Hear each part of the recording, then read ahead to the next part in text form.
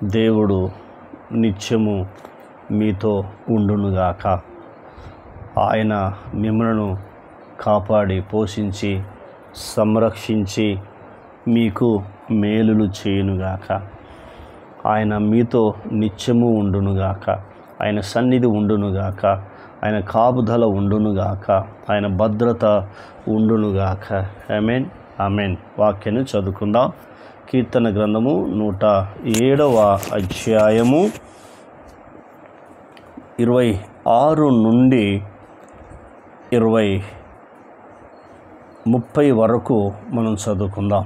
26 నుండి 30 వరకు మనము చదువుకొని ధ్యానించుకుందాం. వారు ఆకాశం వరకు ఎక్కుచు అగాధమునకు దిగుచు నుండిరి.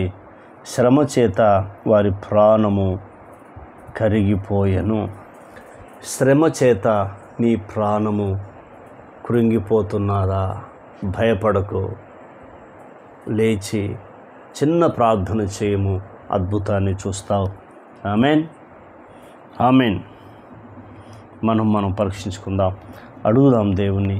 శ్రమ చేత నీ ప్రాణము కృంగిపోయినదా? మొదటి. రెండోది మాట్లాడుతున్నాడు, శ్రమకు తాళలేక వారు యెహోవాకు మొరపెట్టిరి. రెండోది, శ్రమకు తాళలేక యెహోవాకు మొరపెట్టిరి. నిజమే, మనుషులకు మొరపెడితే కొన్నిసార్లు మనకు సహాయం దొరకదు. మొదటి స్థానం దేవునికి ఇచ్చి చూడు. శ్రమ వచ్చినప్పుడు దేవునికి ఇచ్చి చూడు, అద్భుతం జరుగుతుంది. దావీదు జీవితంలో శ్రమ వచ్చినప్పుడు తొలగిపోయాడు. శ్రమ కలగక ముందుకు త్రవ తప్పితిని, శ్రమ కలుగుట నాకు మేలే అన్నాడు. అంటే దావీదు జీవితంలో శ్రమ లేనప్పుడు తొలగిపోయాడు. శ్రమ వచ్చిన తర్వాత తొలగిపోలేదని మాట్లాడుతున్నాడు. కాబట్టి నీవు కూడా ఎలా ఉన్నావు? నిన్ను పరీక్షించుకోమని దేవునితోనే మాట్లాడుతున్నాడు. రెండవది. మూడవది ఏం చేస్తున్నాడంటే, ఈ రెండు విషయాలు చేశారు వారు. శ్రమ చేత వారి ప్రాణము కరిగిపోయాను. శ్రమకు తాళలేక వారి యెహోవాకు మొరపెట్టిది. ఇప్పుడు దేవుడు కార్యం చేస్తున్నాడు చూడు. మొట్టమొదటి ఏం చేస్తున్నాడు దేవుడు కార్యం అంటే, ఆయన వారి ఆపదల నుండి వారిని విడిపించను. ఇది ఫస్ట్. దేవుడు విడిపించే దేవుడు.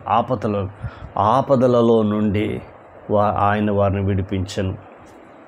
నీకు ఏ ఆపదలు ఉండొచ్చు, ఏ సమస్యలు ఉండొచ్చు, కానీ దేవుని విడిపిస్తానని వాగ్దానం చేస్తున్నాడు.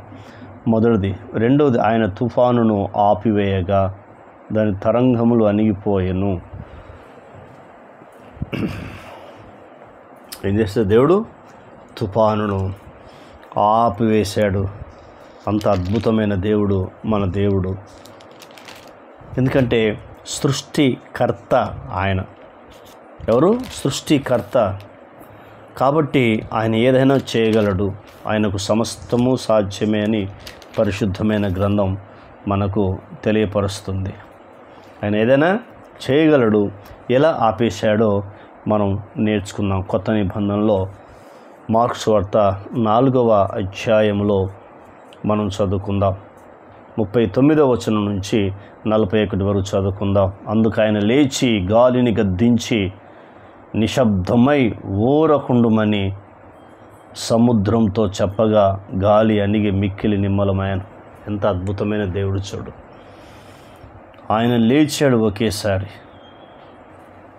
గాలిని గద్దించాడు. గాలి ఆగు అన్నాడు. మొదటి. రెండోది, నిశ్శబ్దమై ఊరకుండుమని సముద్రంతో చెప్పగా గాలిని గద్దించాడు. సముద్రంతో నిశ్శబ్దమై ఊరుకో, నేను చెప్తున్నాను, నా మాట విను. చూసారా ఎంత అద్భుతమో చూడు. చెప్పగా గాలి అణిగి మిక్కిలి నిమ్మలమాయను. గాలి అణిగింది, మిక్కిలి నిమ్మమైంది. గాలిని కలిగించిన దేవుడు, సముద్రాన్ని కలిగించిన దేవుడు ఎవరు అంటే నజరేయుడైన యేసుక్రీస్తు ప్రభువారు. నీకు తెలుసా? అందుకే గాలి లోబడ్డది, సముద్రం కూడా దేవునికి లోబడ్డ చూస్తున్నాం. తర్వాత ఆయన మాట్లాడుతున్నాడు. అప్పుడు ఆయన, మీరు ఎందుకు భయపడుచున్నారు? మీరు ఇంకను నమ్మలేక ఉన్నారా? ఎందుకు భయపడుచున్నారు? మీరు ఇంకను నమ్మలేక ఉన్నారా అని దేవుడు అడుగుచున్నాడు. మనలో కొన్నిసార్లు సందేహం, భయము, అనుమానం ఉంటుంది. కానీ మాట్లాడుతున్నాడు, మీరెందుకు భయపడుచున్నారు? మీరు ఇంకను నమ్మలేక ఉన్నారా? ఎందుకు భయపడుచున్నారు? మీరు ఇంకను నమ్మలేక ఉన్నారా? అద్భుతమైన మాట. ఉన్నారని వారితో చెప్పాను. వారు మిక్కిలి భయపడి, చూసావా, భయపడద్దని చెప్తున్నాడు, మళ్ళీ భయపడుతున్నారు. దేవుడు ఏం చెప్పాడు? భయపడద్దని చెప్పాడు, కానీ వాళ్ళు భయపడుతున్నారు. ఈయన ఎవరో గాలియు సముద్రమును ఈయనకు లోబడుచున్నవని ఒకంతో ఒకడు చెప్పుకుంటారు.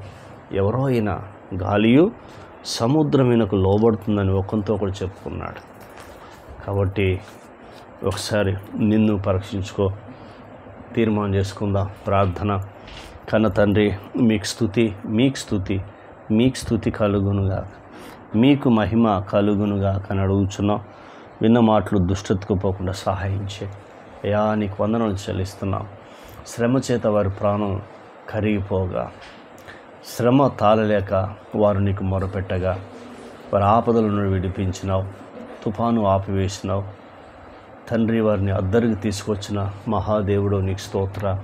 శిష్యులం కూడా ప్రభా, సముద్రము తండ్రి, గాలి, విస్తారమైన గాలి వస్తున్నప్పుడు, అలాగనే వర్షం బీభత్సం వస్తున్నప్పుడు గాలిని గద్దించావు.